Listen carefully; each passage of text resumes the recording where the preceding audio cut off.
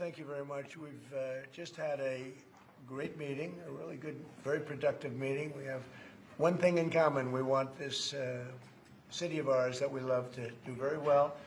And I wanted to congratulate the mayor. He really ran an incredible race against, a lot of smart people, starting with the early primaries against some very tough people, very smart people. And he beat them easily. And I congratulated him. And we talked about some things in very strong common, like housing and getting housing built, and food and prices, and the price of oil is coming way down. Anything I do is going to be good for New York. If I can get prices down, it's good for New York. And we've got them down, way down from last year. We have, as you know, I've been saying to a lot of people, Walmart said that Thanksgiving this year is exactly 25% less than last year. So that's good for New York, good for everybody. But I just want to congratulate. I think you're going to have, hopefully, a really great mayor. The better he does, the happier I am, I will say. There's no difference in party. There's no difference in anything. And we're going to be helping him to make everybody's dream come true, having a strong and very safe New York. And congratulations, Mr. Mayor. Thank you, Mr. President. Thank you. I appreciate it. Please. I appreciated the meeting with the president, and as he said, it was a productive meeting focused on a place of shared admiration and love, which is New York City, and the need to deliver affordability to New Yorkers, the 8.5 million people who call our city their home, who are struggling to afford life in the most expensive city in the United States of America. We spoke about rent, we spoke about groceries, we spoke about utilities, we spoke about the different ways in which people are being pushed out, and I appreciated the time with the president, I appreciated the conversation. I look forward to working together to deliver that affordability for New Yorkers. Thank you very much. Any questions, please? President Trump, Stephen Nelson from the New York Post. I've got a question for you and then also one for the Mayor-elect. Sure. For you, you referred to Mr. Mamdani as a communist. Can you describe why you feel that way? And also, will you do anything to stop him from arresting Prime Minister Netanyahu if he visits New York? Well, we didn't discuss your second part of the question. And on your first part, I mean, he's got views that are a little out there, but who knows? I mean, we're going to see what works, or he's going to change also. We all change. I changed a lot. From when I first came to office. It's now quite a while ago. It's quite a while. My first term was great. We had the greatest economy in the history of our country. We're doing even better now. We're doing much better now than we did even the first term. And I can tell you some of my views have changed. And we had discussions on some things. I'm not going to discuss what they were, but that I feel very confident that he can do a very good job. I think he's going to be. I think he is going to surprise some conservative people, actually, and some very liberal people. He won't surprise them because they already like him. And Mr. Mamdani, it sounds like you had a productive discussion, but just days ago you referred to President Trump as a despot who betrayed the country. You said you would be his worst nightmare and accused him of having a fascist agenda.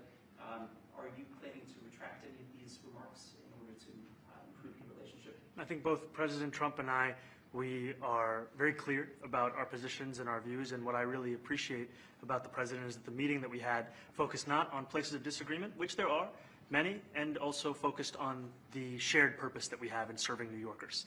And frankly, that is something that could transform the lives of the 8.5 million people who are currently struggling under a cost of living crisis, with 1 in 4 living in poverty. And the meeting came back again and again to what it could look like to lift those New Yorkers out of struggle and start to deliver them a city that they could do more than just struggle to afford it, but actually start to live in it. And I've been called much worse than a despot, so it's not that insulting. But maybe I think he'll change his mind after we get to working together. Yes, please. Mr. President, from MTV Lebanon. Good. I would like to ask you a question about the Middle East regarding Sure. you said that Hezbollah in Lebanon is not in a good position.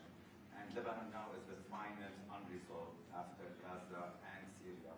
Given your assessment, like, what do you say for the Lebanese today? It's the independent state of Lebanon. And what is your next move to push toward disarmament? Sure. Well, we are pushing for total disarmament of Hamas and, frankly, everybody else. And we actually have peace in the Middle East. As you know, the King of Saudi Arabia just left yesterday. We had some great meetings, and he's made a contribution toward the United States of more than $1 trillion. We have now over $20 trillion coming in. No country has ever had anything like that, not even close. If you go to $2 trillion or $1 trillion, it's a lot. We have $20 or $21 trillion. I think that Hezbollah has been a problem in Lebanon, big problem. We're working with Lebanon. We're working with everybody in the Middle East. That's another thing I think we have in common. We want to see peace in the Middle East, and we actually have now, for the first time, peace in the Middle East after 3,000 years. And now we're going to refine it, and I think you're going to see some very positive things happen. There is a potential to invite the Lebanese president. Oh, sure. I would do that, absolutely. And if the mayor would like to be here for that meeting, because I know he feels very strongly. I think you feel very, very strongly about peace in the Middle East. I think We desperately want it, and that's something that I shared with the president, that when I spoke to New Yorkers who had voted for the president last November on Hillside Avenue and Fordham Road, I asked them why. I heard again and again two major reasons. One was that they wanted an end to forever wars. They wanted an end to the taxpayer dollars we had funding violations of human rights, and they wanted to address the cost of living crisis. And I appreciated the chance to discuss both of those things. he said a lot of my voters actually voted for him, and One in 10. And I'm okay with that. President Trump, I have to stand as well. I'll do that. I'll sign it. Give it to me. I'll sign it in a minute. That's pretty good.